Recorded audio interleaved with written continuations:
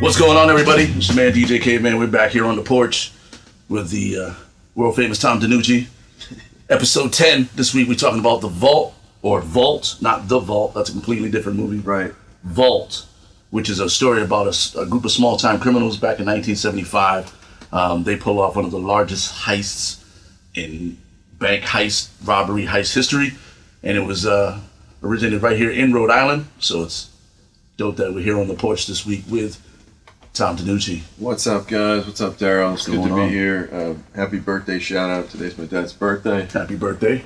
So we're excited to talk about, it's kind of funny because, this was my dad's time period. We're telling a story that took place in the 1970s. We're going way back to, this is even before I was born, and kind of a fun era. You look back at photos of the 70s and you just see what people looked like back then, the hairstyles, the clothing. And it's one of those things where it really is from a different planet, some of the stuff. I mean, some stuff kind of, you get away with it today. But right. For the most part, when you look at these photos, it's like, wow, this really was a different world altogether. So it's really fun to tell a story in that time period about, to me, what is one of the biggest kind of legends in organized crime, in terms of like campfire stories, right. The biggest like fishing tales, if you will, of the history of armed robbery. It's the stories that start with, I knew a guy once. Yeah, yeah, and the fun thing about, this movie kind of focuses on a group of gangsters that are mainly based out of Rhode Island, which is my hometown, home state, home area. So it's one of those things where,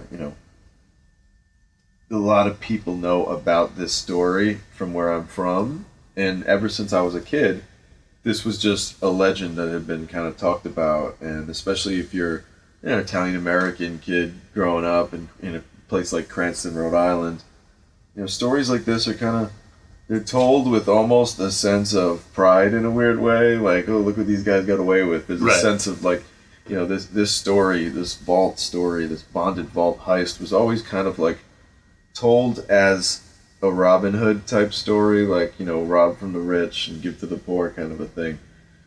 Because it was about a group of guys that were kind of, they were told as these like kind of less than cat burglars. They were right. kind of like, dopey knockaround guys, as I've been told the story, that, ended up pulling off just one of the most brazen and kind of craziest heists ever, walking out of there with, some say $35 million in cash, coins, gold, and everything else. So ever since I was a kid, I've been hearing this story, and it was just one of those things where getting a chance to make it as a movie, it's something that I've been dreaming about since I was probably, 15, 16 years old. So to get to do it, it was really special. This was by far, the biggest movie I've ever been able to work on, and yeah, I can't wait to talk about it, man. I'm just excited. Kind of just about ready to unpack all the emotional baggage from it. Because you remember, this one's kind of fresh still, Right. Like, this movie came out in June of 2019.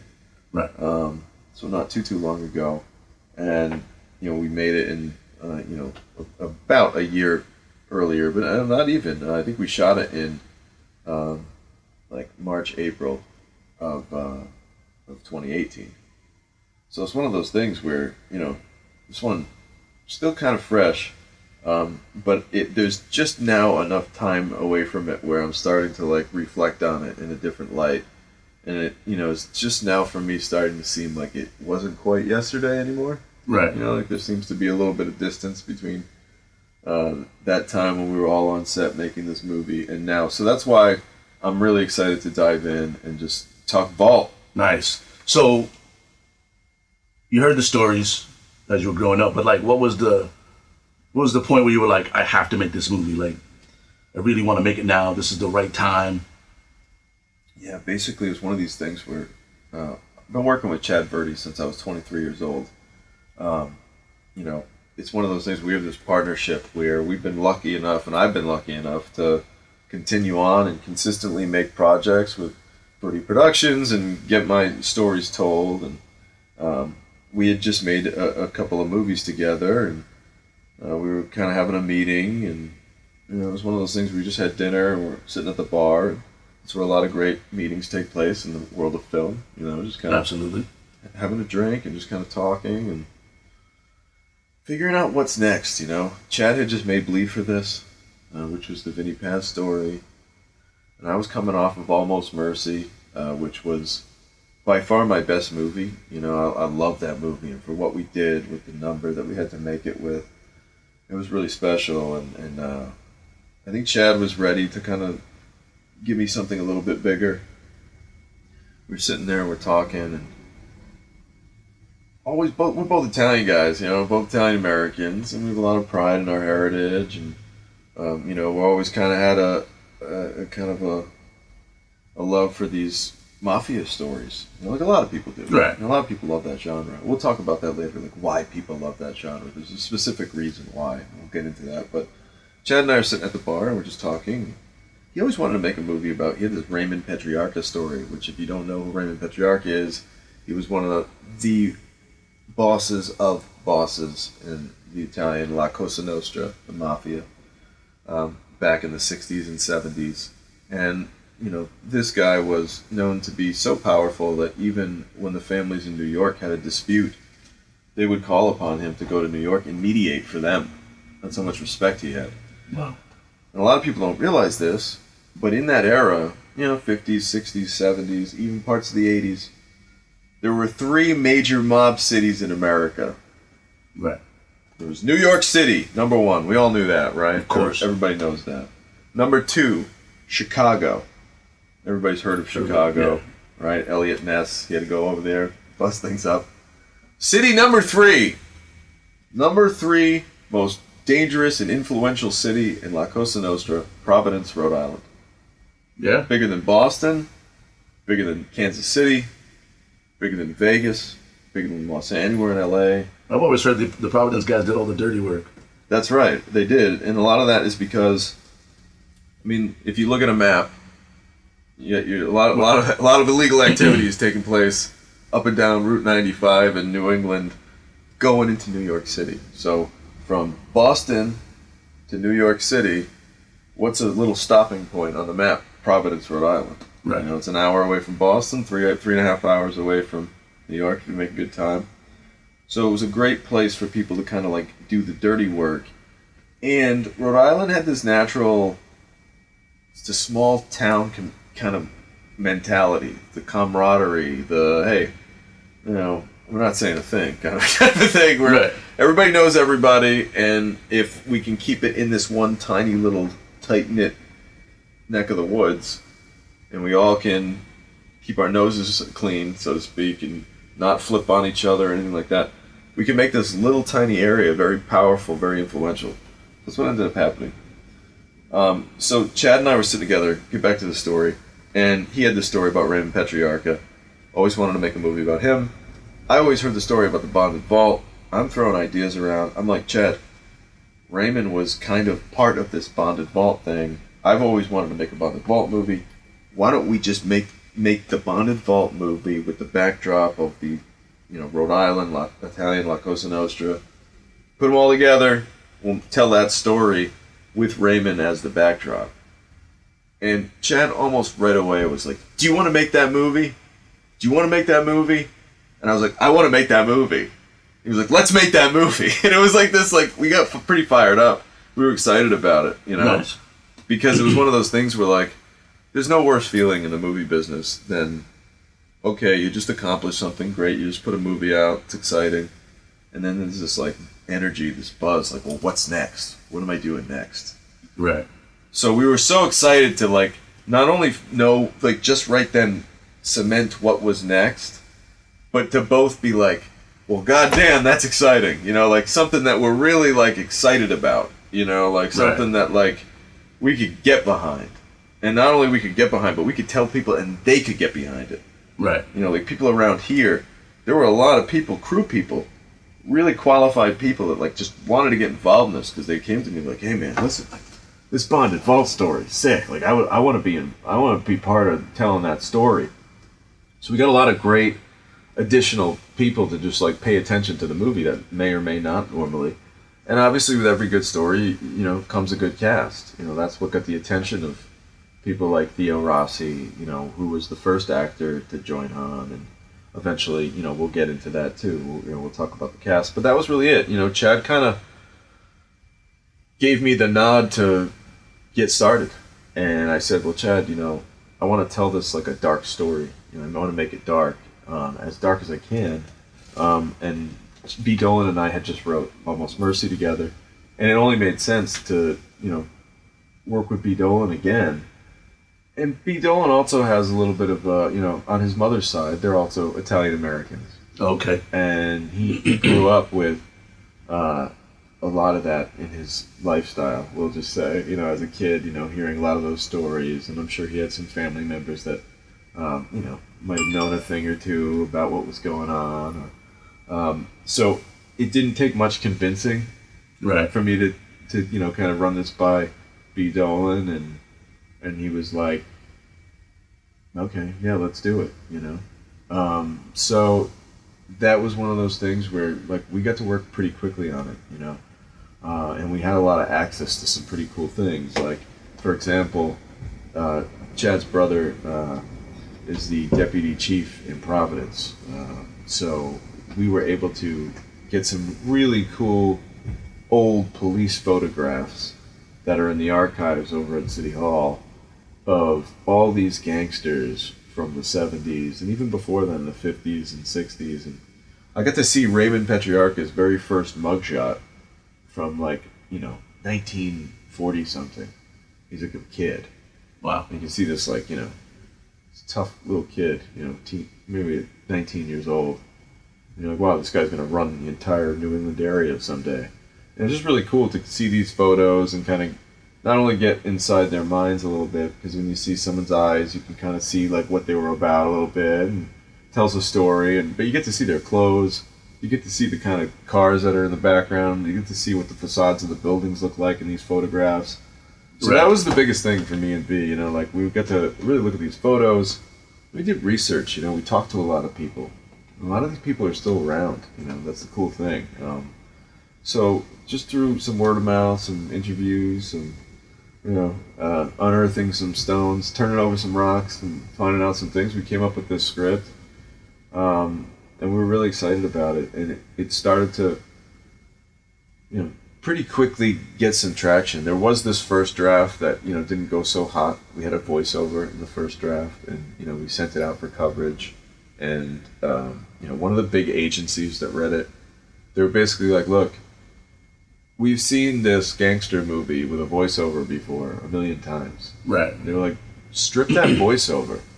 Think about stripping that voiceover out and just telling the story as the story progresses. You don't need to tell everyone what's going on while it's going on.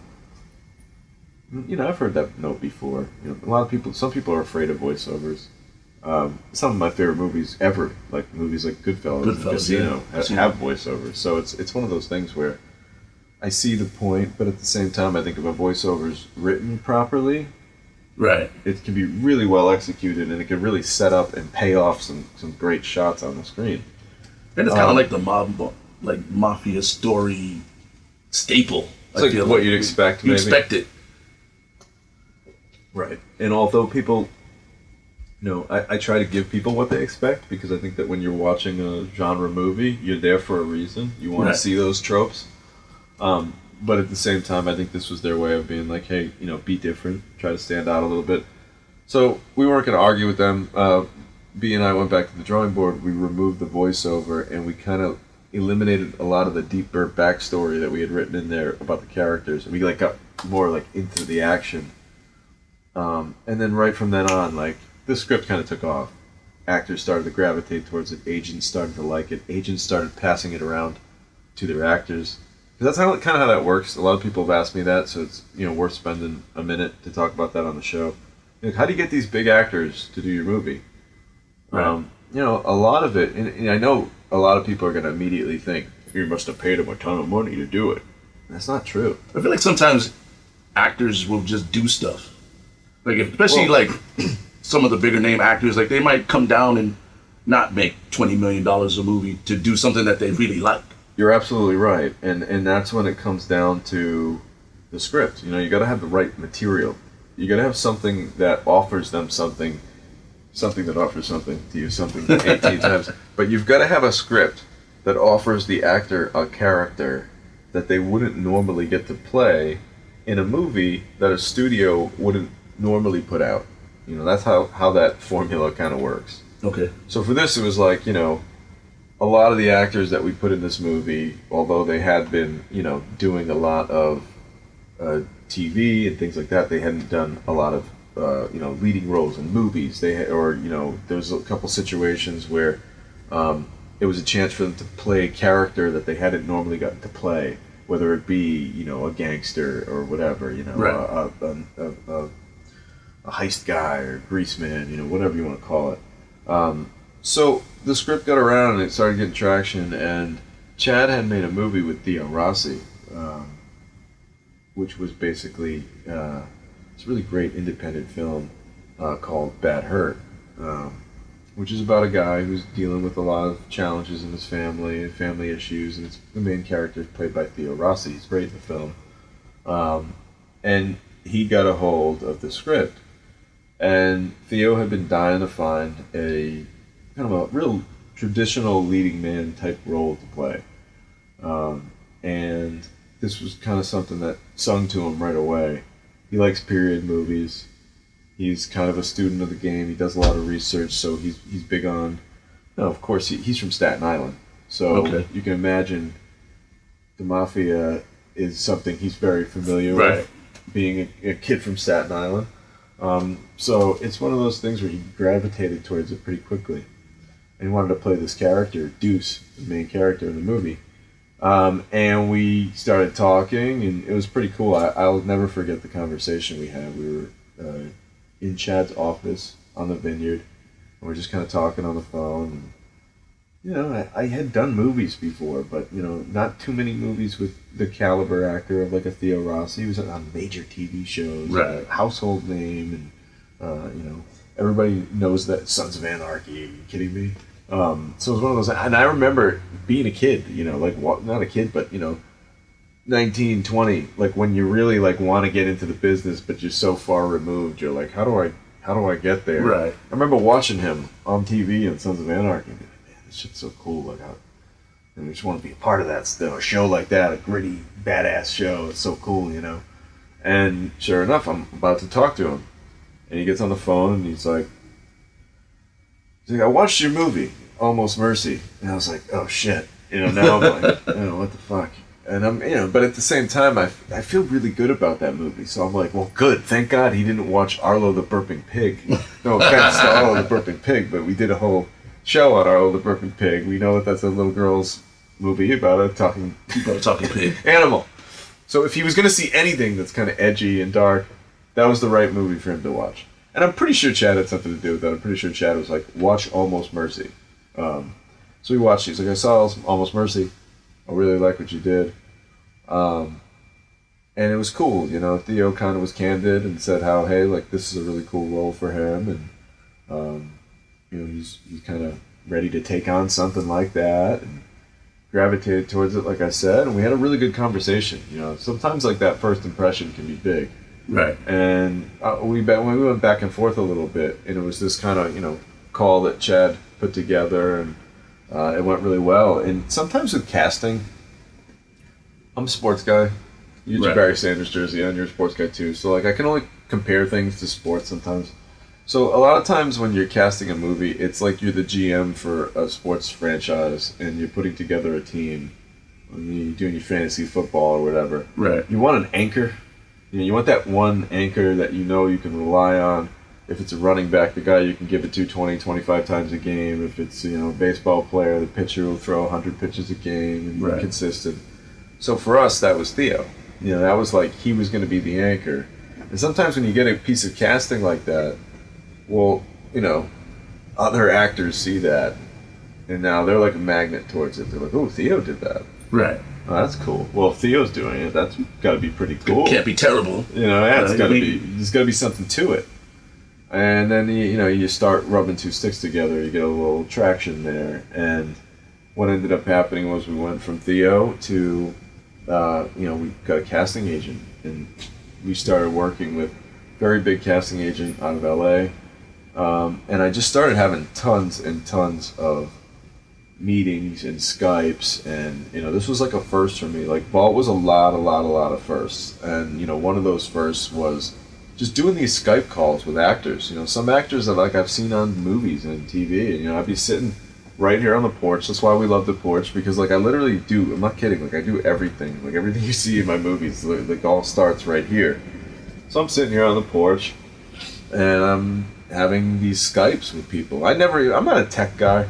Despite like being involved in movies, I'm really not that techie, and I'm kind of like a 65-year-old guy.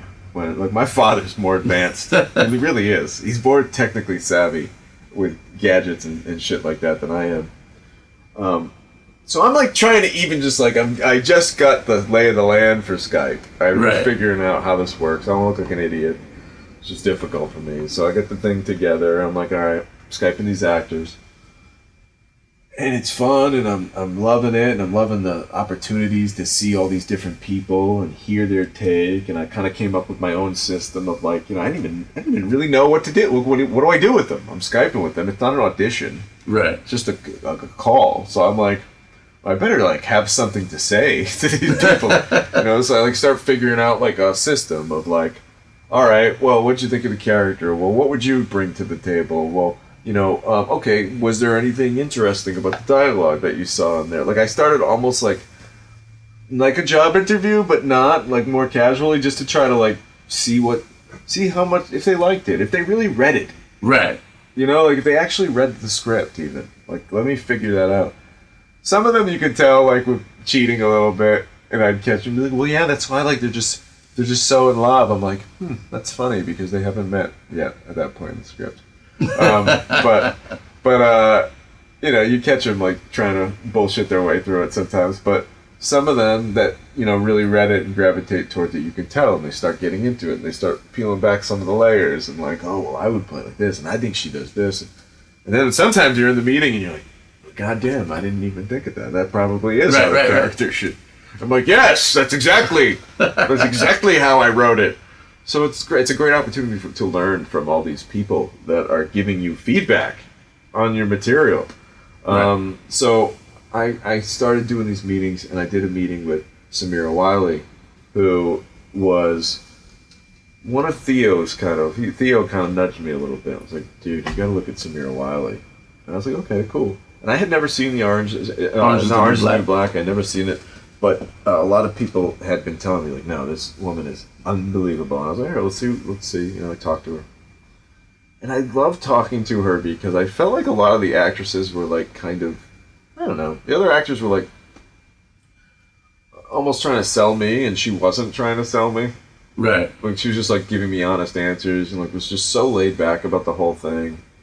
And there was something kind of, like, I don't want to say cocky, because she wasn't cocky, but like there was just something so like I got this about her, right? That I was just like, oh man, this is the one that I want, like this is the girl that can be in a situation, where like the movie opens where like she literally has a gun pointed at her face and she's like, hey, put the gun down, like come on, and I'm like, this is the girl that's unfazed by the gun in her face, like right. This is the one that I want. So it was pretty obvious, like after that one call, that like, man, Theo was right. This woman's unbelievable. Brought her to Chad, and Chad started going and trying to close the deal, and we ended up casting Samira, and it was really great to have her. Clive, we had a Skype call, Clive Standen, and the cool thing about Clive was he was playing a character named Chucky, who was supposed to be really action packed and be involved in a lot of ruckus, and I had seen some of Clive's clips from the TV show Taken, and in every episode he's beating the shit out of somebody, right. Throwing someone down a flight of stairs, firing guns at people. And I was like, okay. And then I did a little reading about him. He's like 6'3", 220. Was a not kidding, world-class ranked karate fighter, like Taekwondo or one. Forgive me if I'm using the wrong form. Don't beat me up, Clive. But was a ranked fighter at one point in the UK. And here's the funny part: he's one of the nicest, like sweetest guys on the planet. could tear you apart. You know what I mean? Limb from limb. Huge hands, you know what I mean? But the nicest guy on the planet. But that kind of worked for the Chucky character too, because Chucky's supposed to be one of these characters who, like, you know, 1 minute he's sweet as an angel, the next minute he'll throw you through a fucking window. Right. So, like, I was like, wow, this guy, not only is he really nice, but he could throw you through a window. He's got the charm. The one thing that I was a little concerned with at first, and this was just me, like, being ignorant to not working with a lot of actors like this, Clive's from England. He's got a British accent. Right. So I'm talking to him on the, I don't want to do a bad Clive impersonation, but he's like, hey mate, how you doing? He's in his trailer. We did the Skype. It was pretty funny. We Skype and he's in a movie trailer dressed as his Taken character.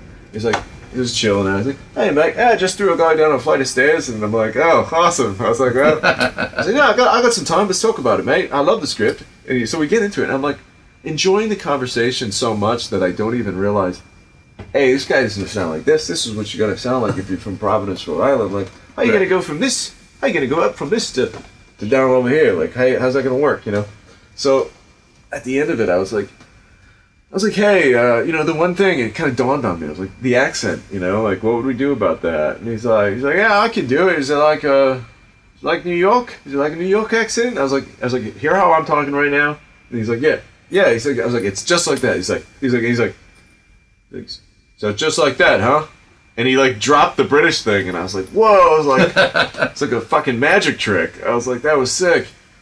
And then, of course, once he came on set, you know, we did eventually cast Clive, and when he came on set, he got a Brown University professor to teach him with dialect and you know, really hone it in to get that kind of Providence accent. And there are people to this day that watch the movie, and I'm like, did you know Clive has a British accent? They're like, get out of here. I'm like, yeah, he does. And they can't hear it. And he worked really hard to do that. He did a good job. He worked really hard. And, accents are tough, man. They really are, because, you know, it's one of those things where if you slip up just once, it can take everybody out of it. And sometimes it's not necessarily the accent, but it's the words. Sure. Like, you say the word the wrong way, it becomes New York or Boston and not. Yeah, there was one word, not to call Clive out, there was one word that we were having a tough time with.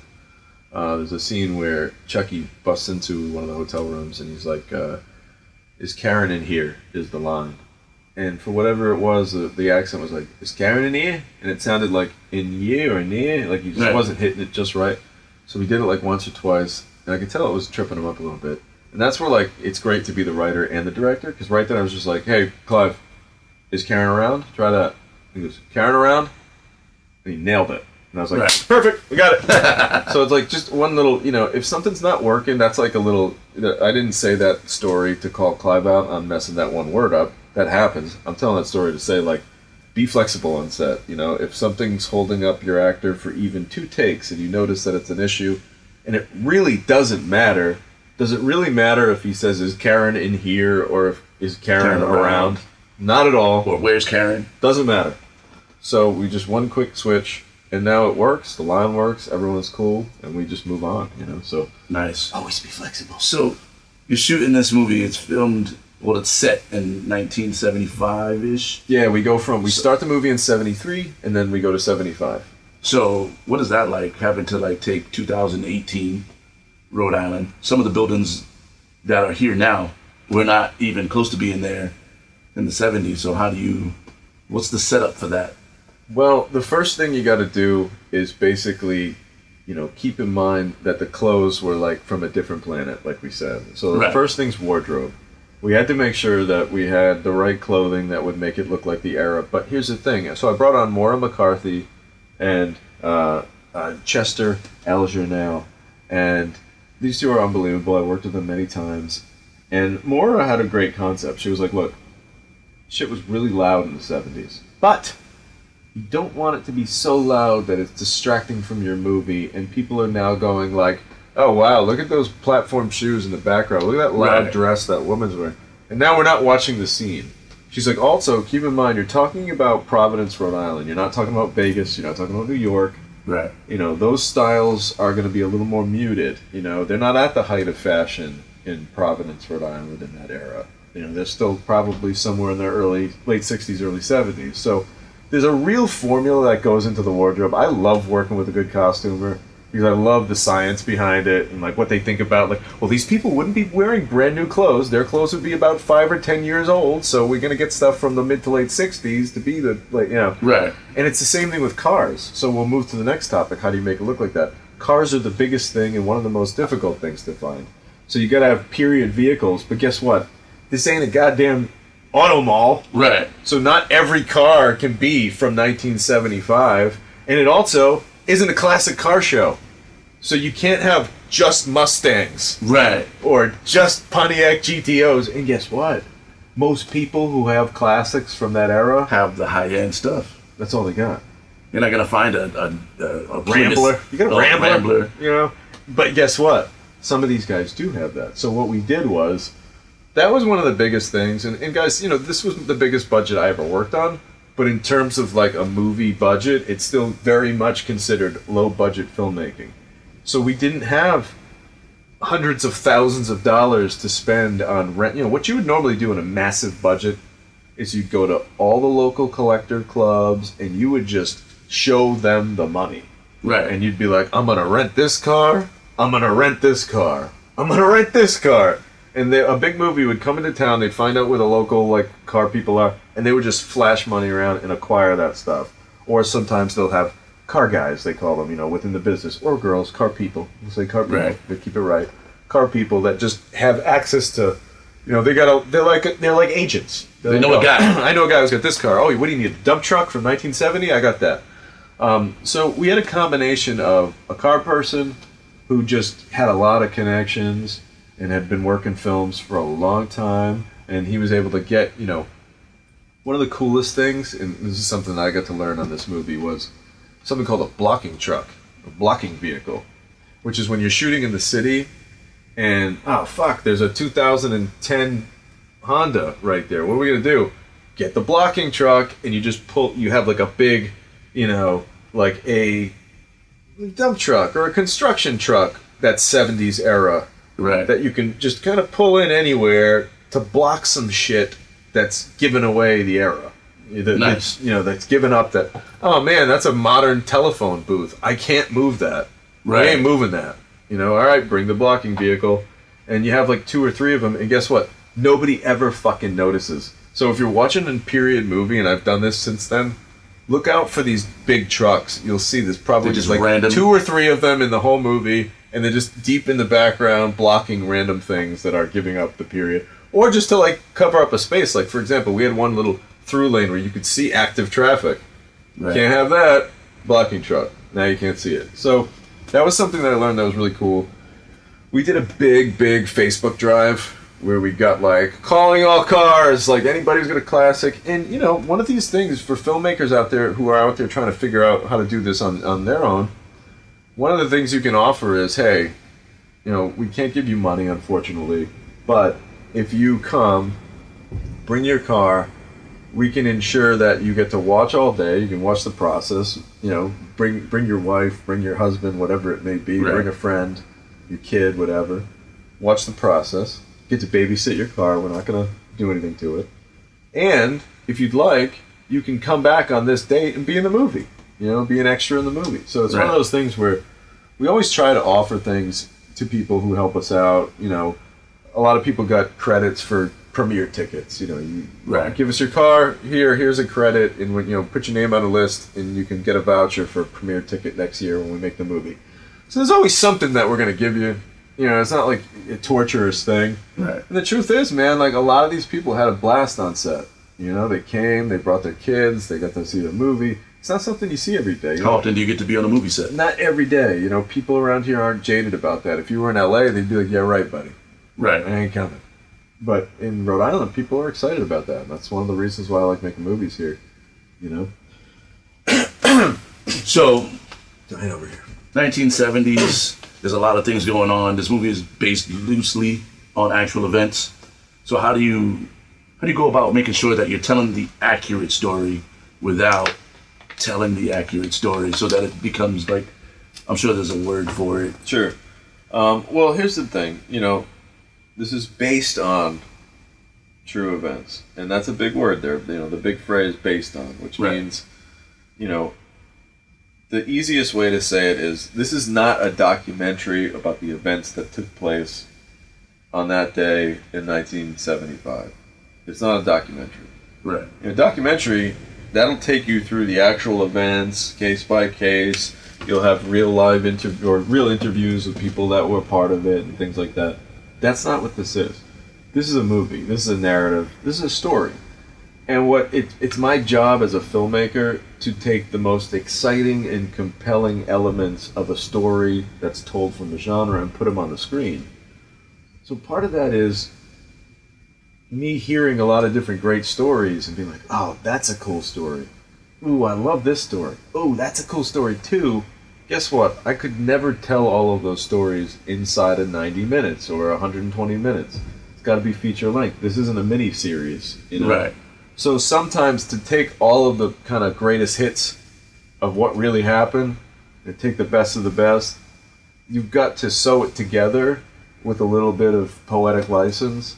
And that's where sometimes a little bit of the fiction comes in, because it's like, well, there might have been 10 people involved in this, but to keep the core of the story together, we're going to really make it 6 people, and the events that took place between these 2 characters, we're going to combine them and just make them that one character. Because that guy did something really cool, but he didn't quite do something cool enough to justify us having a major Hollywood actor play them for an entire fucking movie. Right. So what we do is, we'll take that one thing that guy did that was pretty cool, and we'll give it to this guy. We'll combine them, and we'll make him a character. Because at the end of the day, I want to make sure that when you pay $10 to see this movie, or whatever it is, I want to make sure that you're only seeing the very best that could possibly be presented on screen that makes for the most compelling story. So that when you finish watching the movie, you feel like you got your money's worth. Absolutely. And I think sometimes if if you're in the interest of knowing exactly what happens, then, there's some great books. There's multiple books out about this event that you can read. There's a great podcast called Crime Town that you can listen to. So if you're interested in hearing exactly what happened, that's what you can do. But if you want to watch a movie that'll keep you entertained for a couple hours and provide that nice little escape that we all like, that we get when we watch a movie, then this is for you, Right. Is it exactly how it went down on that day? No, it's not. Well, it can't be, right? Because then it'll be a documentary. No, it would be a documentary. But I did tell you this story off the air, and I'm going to tell you a slightly looser version of it, or I should say a slightly censored version of it. But one of the gentlemen that was very close to this heist, we'll say, that's all I'm going to say, came up to me, was actually at the premiere of this movie, and someone said, hey, a gentleman would like to speak to you. And I said, sure, I'd be happy to. And he came up to me and he said, hey, I was really there, so I know what really happened. And I said, I understand that, sir. And he said, but it was pretty good. So somebody who... You got the stamp. Yeah, somebody who knows an awful lot about what happened said it was pretty good. So for me, that was enough to hang my hat on. I went home that night a happy camper, feeling that, critics can say what they want, and people around town who can, want to say whatever, they can say what they want. If somebody who's that close to it said it was pretty good, I'm a happy guy. Yeah. And then he came back and he saw it again later. Saw him at the theater. Oh, nice. Yeah, that's pretty cool. Speaking of the cast, obviously, you want to set... When you're casting, we've had this conversation before, with the kids, you want to make sure the eyes are the same. So with your characters being based off, actual people, how much of your casting was you have to look? Yeah, that's a good question. Part of that is, obviously you're never going to have a carbon copy of who was in the actual thing, but it's your job as artists to take your actor and make them look as much as you can like that person.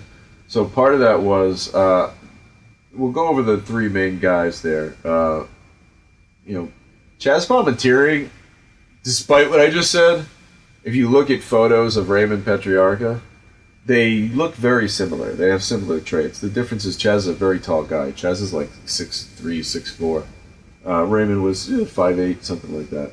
So there's a height difference, but the face is very uncanny. So that was pretty cool.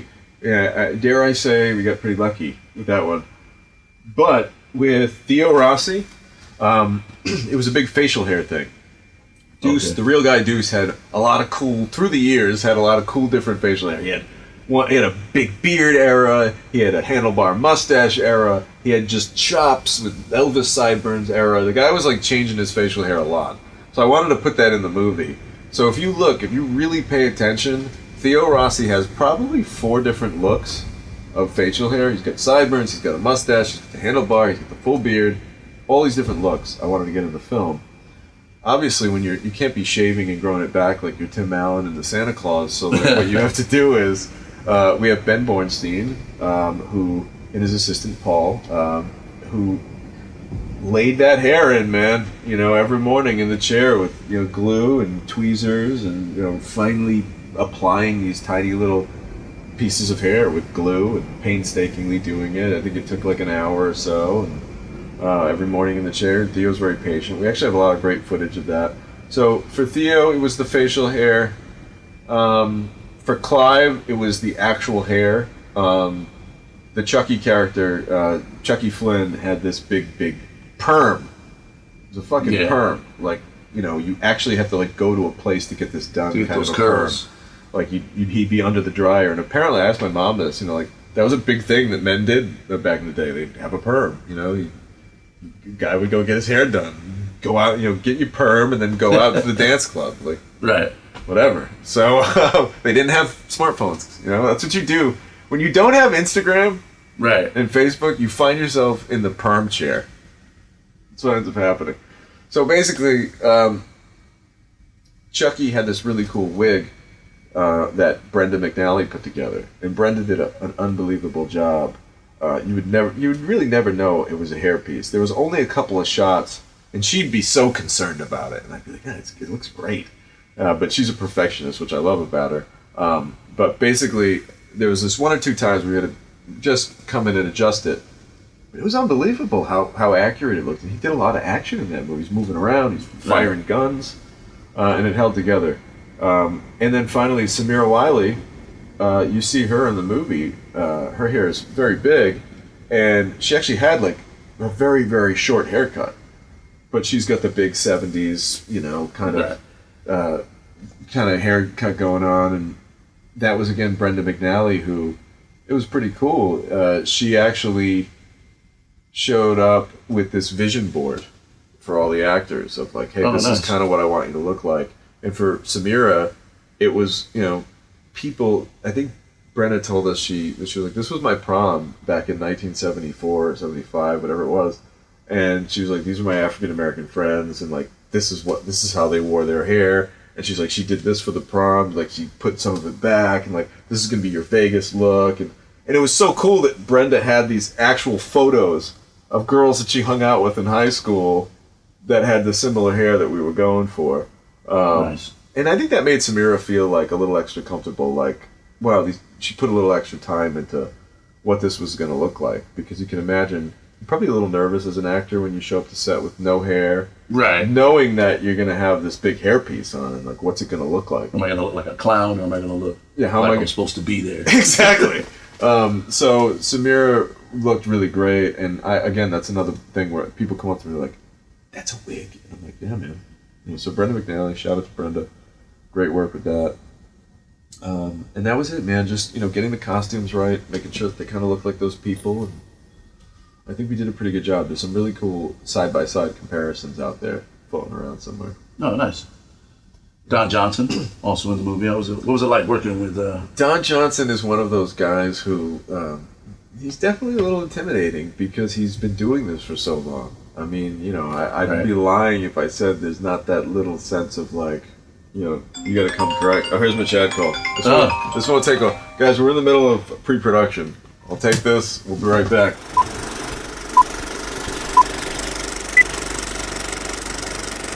Yeah, we have Don Johnson in the movie.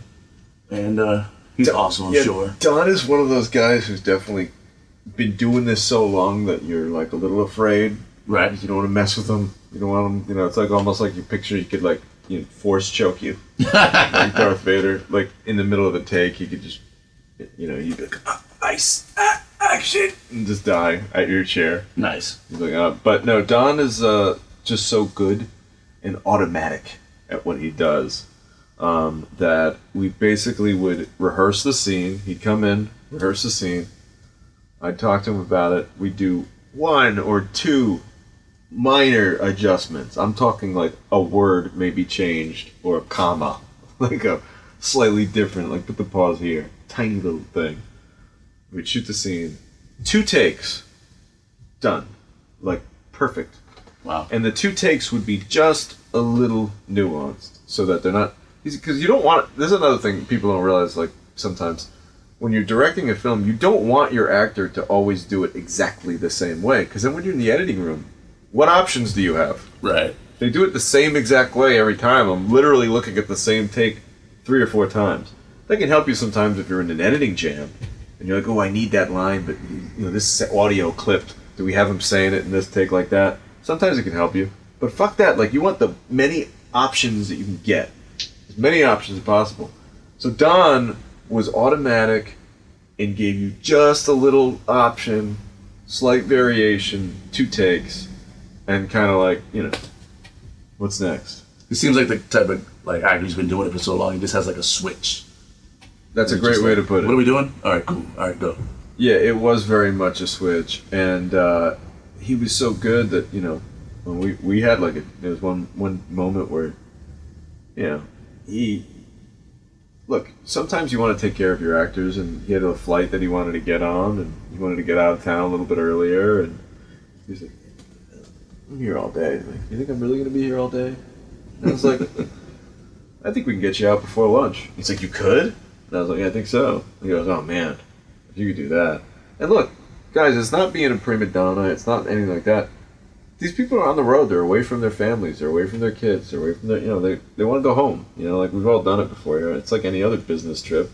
You're on the end of a business trip, and you just want to get out of here. Hey man, if I could leave and not be on a red eye and catch this flight instead and get home and sleep in my bed tonight, that'd be pretty sick. Right. So, we try to make those things happen as much as we can, because, they're not, it's not like you didn't hire a trick pony, they're people. You got to make sure that they're comfortable. And that's how you ensure that maybe people will want to work with you again, for those, they'll remember those little things, you hope. So, the final day we had Don, we got him in and out of there pretty quickly. And again, part of the reason why I so confidently was like, oh yeah, we'll get you out by lunch. He had one little scene that I had to shoot with him behind a desk talking into a phone, and then another scene where he walks out in handcuffs. That's why I was so confidently, after working with him that week and seeing how quickly he sets him up and knocks him down, I was like, yeah. I was like, lunch? I was like, you'll be out of here before people be still eating their bagels. Nice. You'll be done. So it was pretty cool about that. We had a great cast. I got the IMDb up. We can go down the list and kind of say something about each guy there. William Forsythe. I can't say enough great things about him. We've talked about him before, and he's kind of like, I guess you could call him like an uncle of mine in the business. First movie that I ever was an actor in, he was on, and we kind of buddied up, and he kind of took me under his wing and showed me how to not be a douchebag in not so many words, how to handle myself, and not be an arrogant little prick or whatever. Just kind of coached me up a little bit. Nice. When I first came up. And we've been friends ever since. He's done a ton of work with Chad. And, this was the first time that I got a chance to direct him. So it was really cool. There's a tiny little story that I could tell you, kind of a cool William Forsythe moment. So Will crashes here when he's in town sometimes because we have a lot of similar interests, both Civil War buffs. We'll watch a Ken Burns Civil War documentary and run through the whole thing, Nice. Binge watch that shit. So he'll be staying here, or whatever. And about a few years back, I was editing Almost Mercy when he was staying here because he loves Rhode Island. He actually used to be, believe it or not, he was a fucking lounge singer in the 70s. Really? At a popular club in Newport in Rhode Island because he's from New York. And there was some kind of talent agent that was like, oh yeah, there's this job. It's in Newport, Rhode Island. It's not too far from here. Right. Booked him on this job, and he would stay at this club in Newport. It was called Rosecliff or some club that was very popular at the time in the 70s, and he'd sing all summer long. So he has this connection to Rhode Island, so he likes to come once in a while. And he comes, sometimes he'll stay here. Well, I'm cutting up Almost Mercy at the time. We're in the editing room, and I'm like, Will you watch my movie and give me some notes? Nice. Like, I was like even afraid to like ask him. He's like, all right, Tommy, I'll watch the movie. You know, like we watch it. And he's just like kind of no gloves on. He's just laying into it. He's like, nah. It's like, this guy, I don't like this guy, or you gotta trim that performance, or your cartoon is a cartoon, you know. Like he was not pulling punches, and I took his notes, and let me tell you, like a few of the things that he gave me, like made the cut and were fucking gems, and like really made the movie better. I mean, the guy's been on 100 movie sets, so Right. like he knows a thing or two just by experience. So I remember the end of that day, I said to him, I said, well, man, thank you so much. Like, I can't thank you enough for helping me with make these cuts. And he goes, Thomas, someday you'll have to be able to do this without me. You know, like he just said that kind of a thing. And it was kind of funny. He said it like as a joke, but there's a little meaning to every joke. Right. And then cut to, a few years later, I direct him in Vault. Back in town. I've been fucking with the cut now. It's almost done. It's just about ready. And him and Andy, who played Buddy Woonsocket, the guy with the Frenchman, they're in town. They're gonna stay here for the night. I'm gonna show them the movie. So we're watching the movie. I'm a little fucking nervous. Opening comes, and I just look at him, and he gives me this satisfied nod. And the movie ends, and he like sticks his hand out, shakes my hand. He's like, Tommy, you made a hell of a movie. He's like, that's one hell of a movie. And I told him that story, and he put the movie over. He basically said a lot of things that he likes, and he says, well done. And you know, Will is not the kind of guy to bullshit you. So like right. he if he had a problem with it, he would have told me exactly what to do differently and how to change it. Right. And I still had an opportunity to make changes, and he was like, nah, he was basically like, I wouldn't change a thing. And I said to him, I was like, did you know 4 years ago when you helped me with Almost Mercy, you said that someday you might have to do this without you? And he was like, well, looks like you did it. I was like, yeah, and look, you're not dead or anything. This is great. I was like, you're here. You get to see it. Right. This is awesome. You know? So that was like a fun moment to get to like kind of bring that story up again a few years later. Sean Ringgold, these were the buddies, guys. You know, if you watch the movie, the buddies, we call them.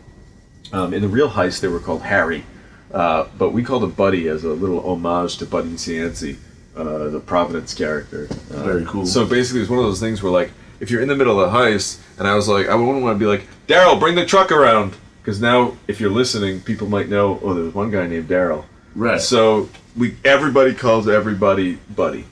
So that was kind of the thing. So these were the buddies: William Forsythe, Sean Ringgold, Nick Principe, Eric Lutz, and those guys were just great. We're missing one buddy there. Where is he? I just mentioned him. He's way down at the bottom.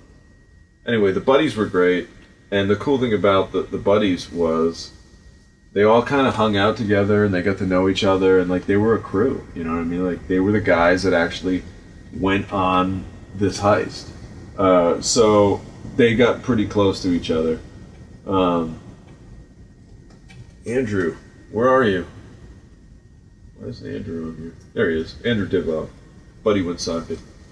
So basically, those guys got really close, and we got to work with them all, and they did the job. And Sean Ringgold played Buddy Roxbury. Sean Ringgold's this huge dude, you know. This guy's jacked up. Used to be a competitive arm wrestler. Oh shit. And was a bodyguard like for many years. Great sense of humor, really funny guy. It's great to have him on board. These guys were just like I said, they got really close to each other in that short period of time. You know, a lot of camaraderie there. Eric Lutz, we talked about him before. He was in Anders Manor, which we just mentioned. Yeah. John Fiore, who you guys might remember from The Sopranos. He was the detective who interrogates Theo. Another Sopranos cast member that you might remember, Armin Garrow, who, cool thing about Armin was, look at this guy. He's got the most badass look. Like, you would not want to run into this guy. and owe him some money or something. Probably end up in a trunk just by looking at him. But the irony behind Armengaro is, aside from being an actor, he had a full career in the East Providence police force and was Oh, really? yeah, as a retired officer, and Oh, wow. so he's actually, although in movies he plays a bad guy a lot, he's actually quite the good guy in real life. So we love working with Armin, and him and Claudio played a nice little tag team. Gillian Williams is a really talented actor. Pull her up for a second here.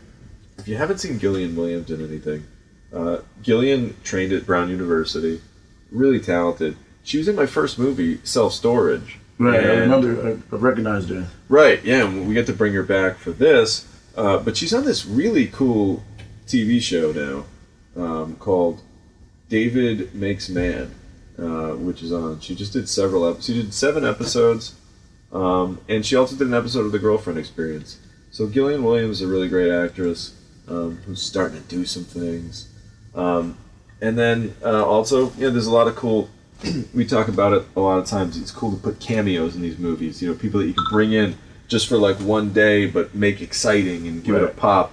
Lala Kent was one of those people. This is a fun. I like this segment. We should make this a segment where we just pop around IMDb for a minute. Absolutely. It's going to become a segment on the show. We're discovering things as we go, people. But Lala Kent, a lot of people know her from her hit TV show. But, she's actually a really great actress. Very, very, very talented. We brought her in to play Chucky's girlfriend in the Vegas scene, which was cool.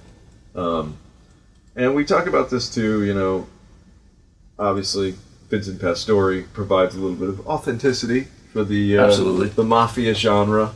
A lot of people... There were a lot of Sopranos cast members. Now that I saw a few. We could have almost done like a Sopranos con. Like we could have sold tickets. Like, okay, guys, we're gonna do 12 hours, and we're gonna give you a little lunch, and then we're gonna go right into the Sopranos con, where fans will come and sign your 8x10s. Nice. Vincent Pastore is great to work with. Chuck Zito, also kind of one of these legends in the New York area. Chuck is a really great guy and plays sort of one of the bodyguards, basically the bodyguard of Raymond Petriarca. So cool to work with him. Yeah, the great little one-liner in there. He's like, I'll shank him right now. Yeah, exactly. I laughed out loud. That's right. It's funny that scene right there. We kind of improv'd, and we were just sitting there, and he's got this like bread and butter. The props people like put some bread and butter out, and I was like, just be like, really just like lathering that up, and like don't even look at him, and like while you're buttering the bread, just don't stop looking at that bread. Just be like, I'll shank him right now. And that was my big note. Yeah. I was like, whatever you do, don't remove your eyes from that bread when you say that line, because there was something about like the automatic nature of it. Yeah, he was ready to go. This isn't worth me looking up from my fucking bread, but I will shake you right now. Kind of a thing. There's one little micro beat you can give an actor where it's just like, it blows it up and it makes it really, really memorable. Let's spend a minute talking about Chaz Palminteri and how awesome he is. And, I grew up on A Bronx Tale and movies like, The Usual Suspects, and to get a chance to work with him on this one was really special. And I remember that Raymond part wasn't cast until literally a week before we start shooting. And I remember Chad and I are walking around the office trying to figure out who's best, and a lot of scheduling issues. It was tough. It was a weird time of year to bring people in, and we were just having a tough time at that part. And then at the last minute, Chad, sorry, it's tough with Chad and Chaz. Chad says, Tommy, what do you think of Chaz Palminteri? I'm like, are you kidding me? I was like, he could roll out of bed in the middle of February and crush this part, with 2 feet of snow on the ground. You know what I mean? Like, right. He'll be automatic for this. You like him? I'm like, I love him. It's like, okay, he made a hard play for him, and I was on the phone to Robbie Savage right away. said to Robbie Savage. Robbie Savage is my longtime assistant, buddy. We've been working together for a long time. He said, Robbie, I need you to get a side-by-side comparison of Chaz Palminteri and get a really good picture of Raymond Petriarca side-by-side right now. Sends it to me like 5 minutes later. I'm with Chad still. It's like, bloop, the phone comes out. I'm like, holy shit.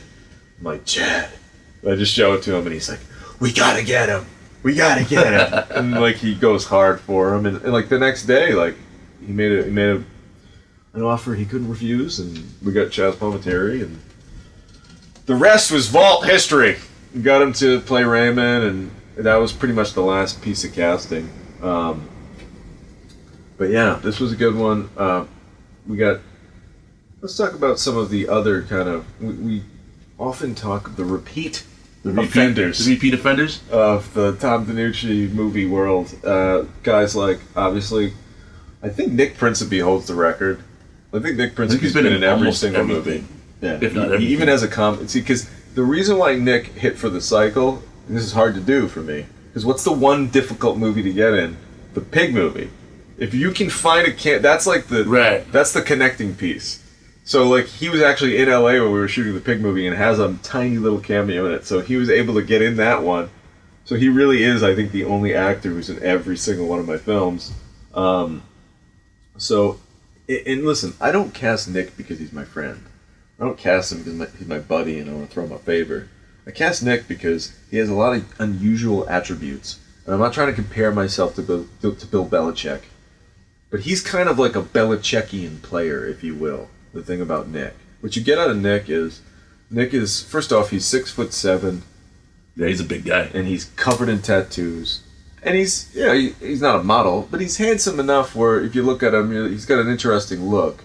So you combine those three elements, big, kind of handsome guy, tattoos everywhere, suddenly you have an interesting piece of casting here. It's like, ooh, that's someone who, when he walks in a room, people naturally go like this when they see Nick. See that right there? That's a quality that, is rare, and I like to put that on the screen. Like, if you have a natural quality where, like, when this guy walks in the room, everyone tends to look at him, you're probably going to want to pay a little more attention to him on screen, too. Nick's also a great actor, and here's the other part about Nick. He's a stunt performer. He's willing to. He's been thrown off my roof. Right. And not only is he willing to do the stunts, he's very good at coordinating the stunts. He can coordinate fights. He can do a lot of that kind of stuff that, he's not above, like, coming onto a show and working as an actor for a few days and then coordinating the stunts. And then he's also, this isn't like not that he's a peon, but, like, he'll do whatever you need. He's the kind of guy, if, like, there were folding chairs that needed to be stacked up, he'd be like, hey, man, you want me to help you with these folding chairs? So he's just, like, a great guy that I like to have around. And, hey, he was perfect to play this part. Nick has kind of a closeness to this character. The character was a big guy himself in real life. So he's kind of like a bruiser, so it made sense to cast Nick as that. Nick's Italian. Prince Happy.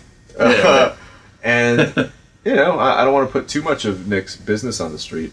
But, Nick may or may not have a male figure that was in his life very, very close to him that was involved with these guys.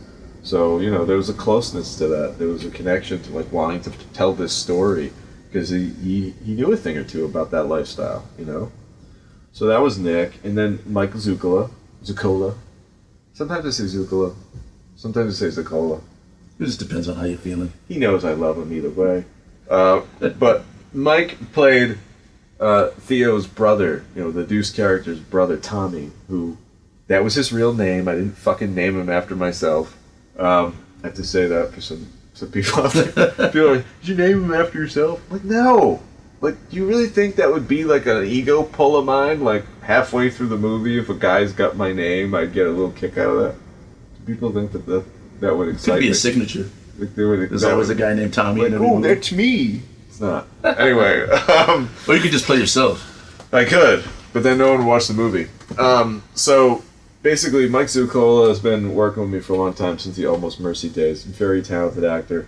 And I believe in him enough to where, I can put him next to someone like a Theo Rossi and a Clive Standen and know that he's not going to drop the ball, that he's going to put up a good performance. And the guys are going to like him and they're going to take to him, and that camaraderie is going to be there. So Mike stepped up to the plate, and it was kind of like, it's kind of like for Mike, not to say that the stuff that he had done in the past was minor league, but this was also like him going, seeing major league level pitching, and like starting to be like, oh, cool, I'm in a scene with all these actors that do this for a living every day.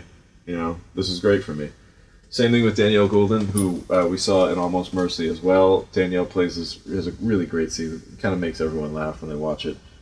She's got this like real Rhode Island accent that she was able to take on. She's very, very charming in that scene with Clive Standen. We like working with Danielle whenever we can.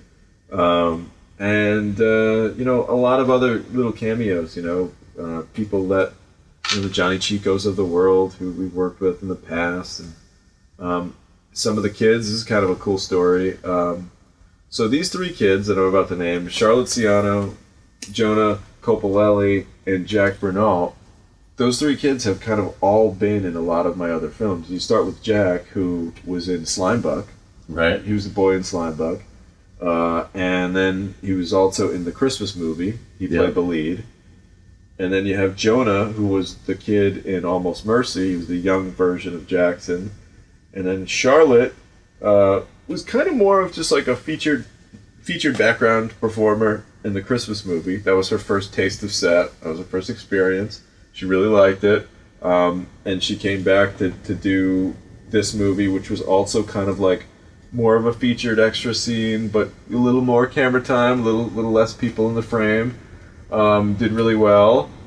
And then we auditioned her for Spy Dog, which is coming out. The trailer just came out today. And you haven't seen the best of Charlotte Ciano yet. She does some really great work in this movie, Spy Dog. So it's kind of cool for me. And Jonah, I'm missing the best part. Jonah plays her brother in Spy Dog.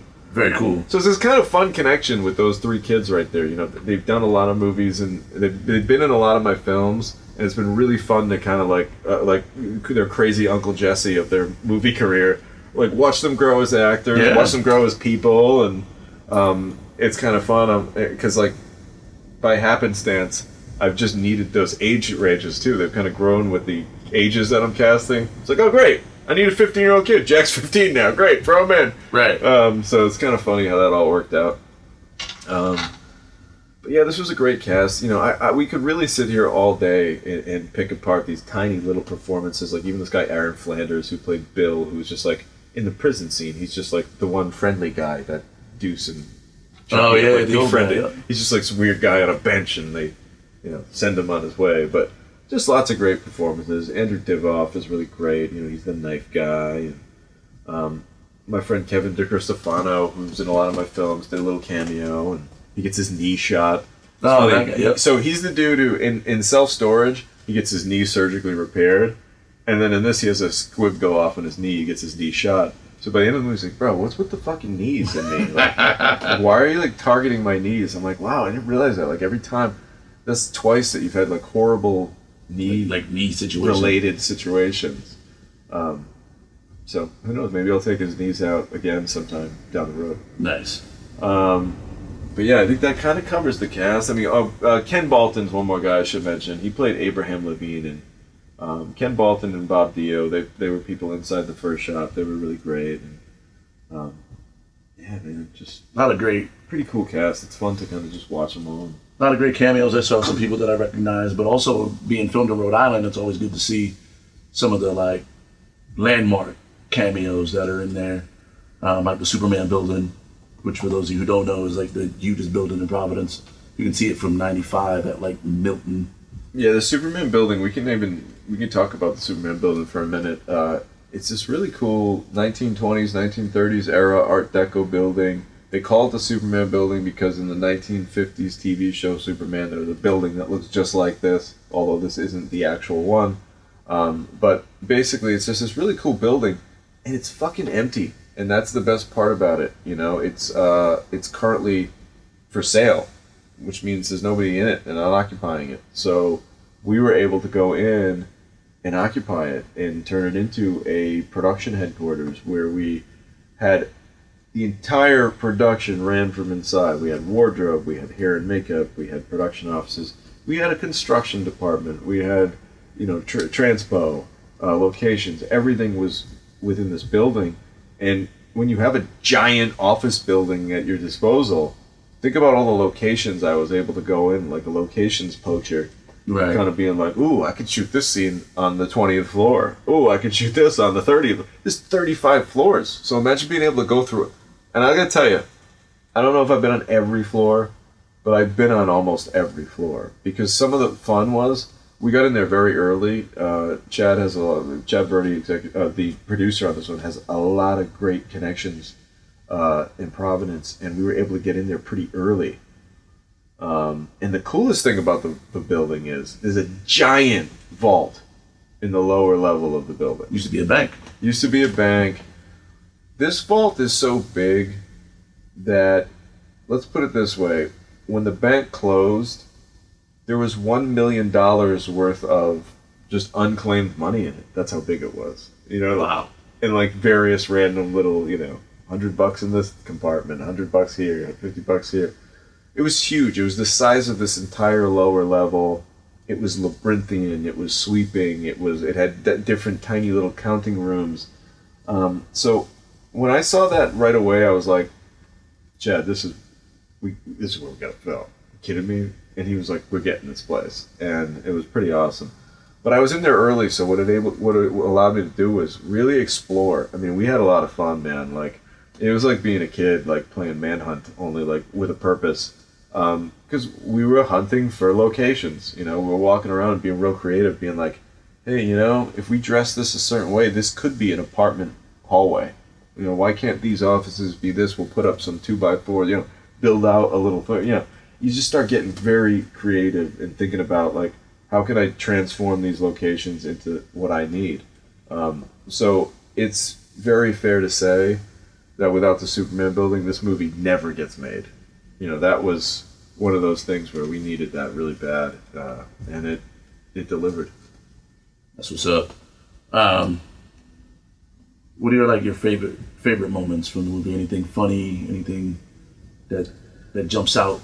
I think just working with all of these kind of actors was really special. Like you had mentioned, this cast is pretty big. So for me, it was really exciting to get to work with some of these people, and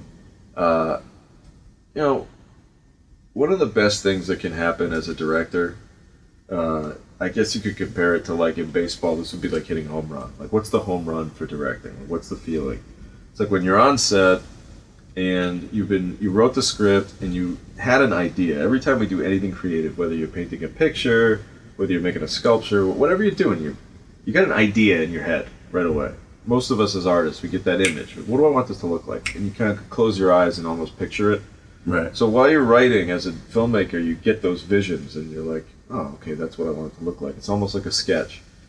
And when you're on set and you look at your monitor and you're putting together all the little pieces, once in a while, it's not going to happen all the time, but once in a while you'll be looking at your monitor and it'll look exactly like that picture that you had in your head of that one particular moment that you wrote all by yourself or with your writing partner or whatever.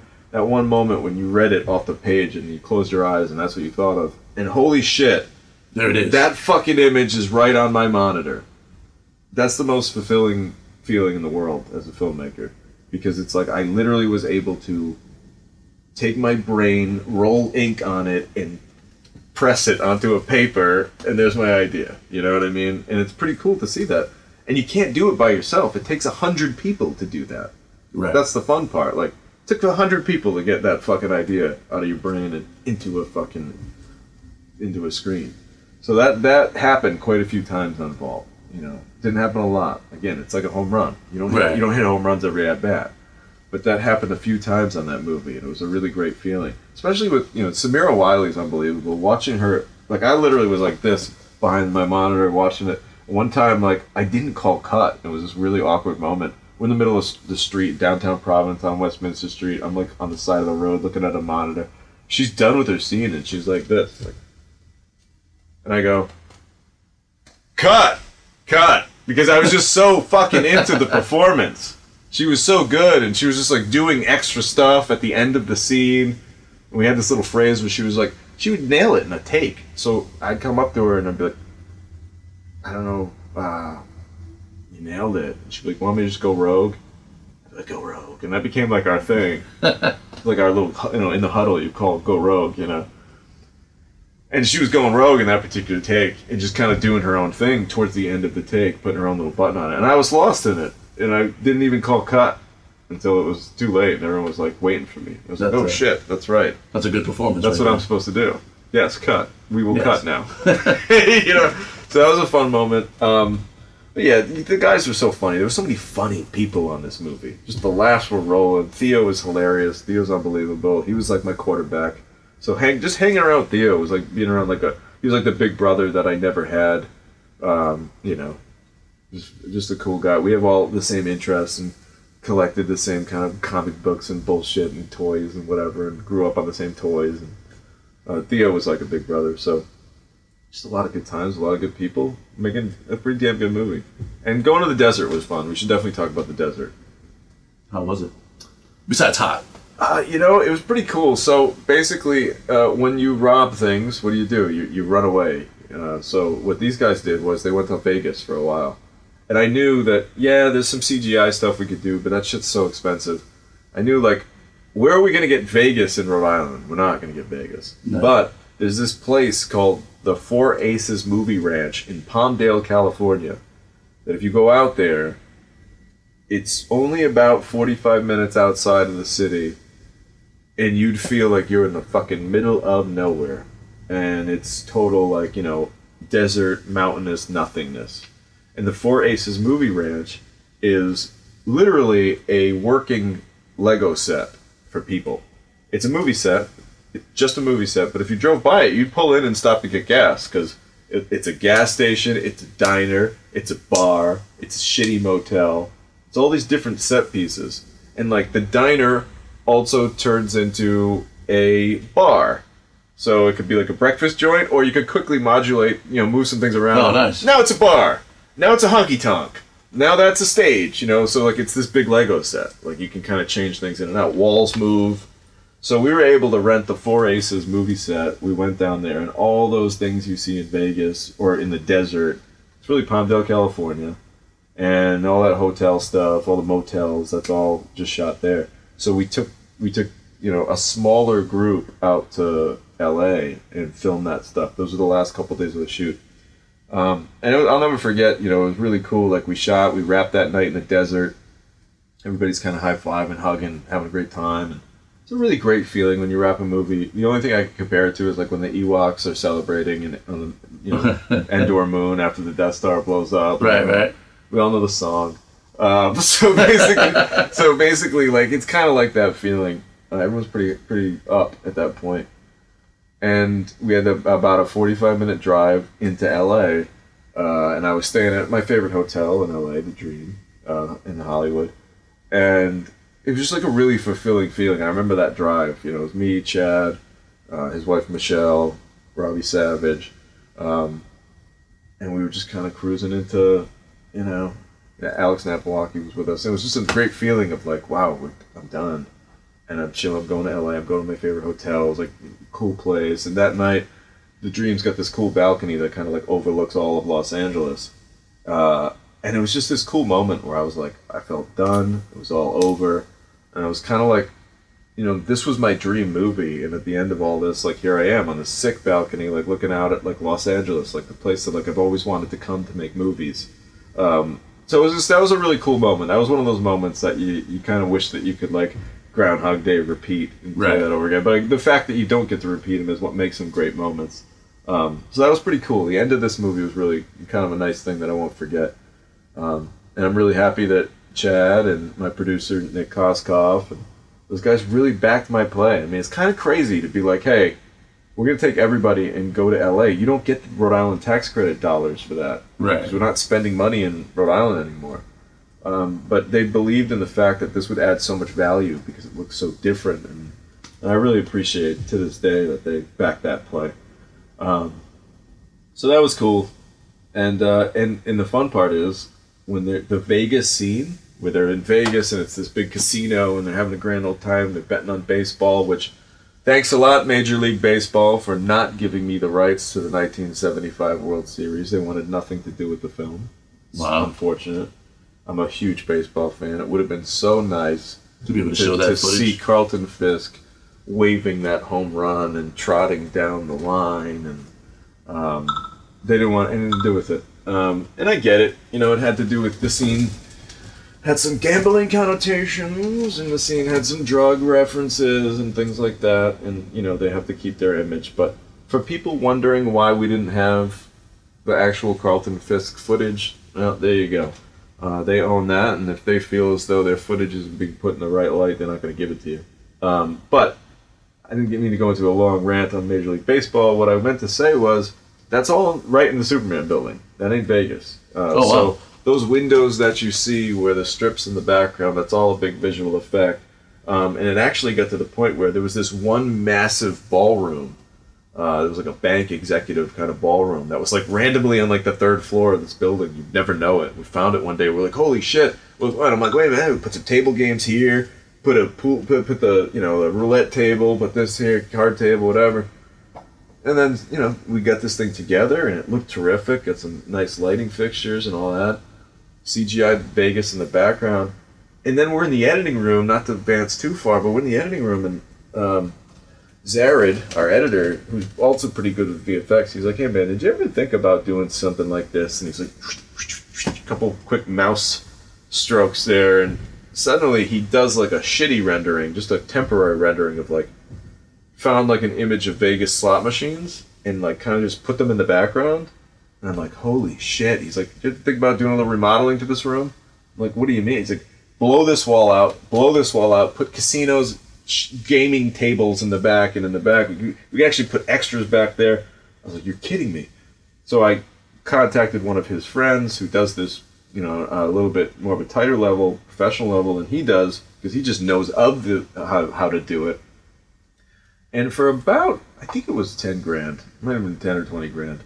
But for something like that, we were able to get, which by visual effects standards isn't a lot of money, we were able to get the background of that shot, like those people moving around, like there's like a staircase that's like highlighted, it leads to nothing. All that's visual effects. The room does not go deeper than the bar. You'll see like a bar. Right. It'd be fun to pull it up, actually. But, we'll do that maybe another round. We'll go do a whole show on visual effects. But basically, like, it's as if a construction team went in and remodeled.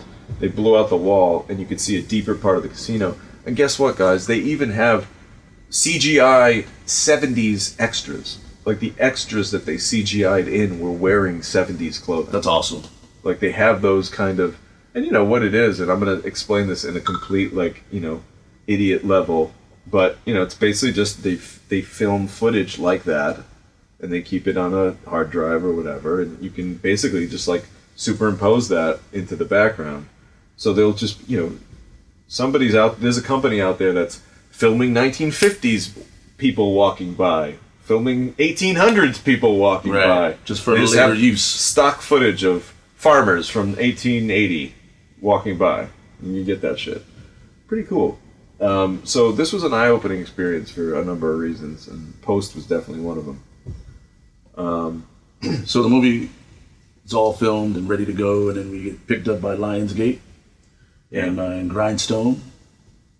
Yeah, the movie came out, Lionsgate, Grindstone. It was great, man. They did a good job with kind of getting it out to a lot of homes, and had some really cool promos, and I've done a lot of work with Lionsgate, and to this day, when I see that Lionsgate logo come on before one of my trailers, I do get a sense of pride and excitement. Yeah, that's big time. I remember being a little kid watching movies and seeing that logo, and I think as kids, for me it's I remember Dimension Films, I remember Touchstone, Yep. But as a little kid, I used to get chills. I get chills thinking of it, but that little bumper before the movie starts, that little production company logo with little whatever little chime it would have, that would get me fired up and ready. And there's something that's almost like Pavlovian about it, where when I would see those opening production company credits, it would get my mind ready. I'd get excited. I knew I was about to watch something kind of fun. To this day, when I see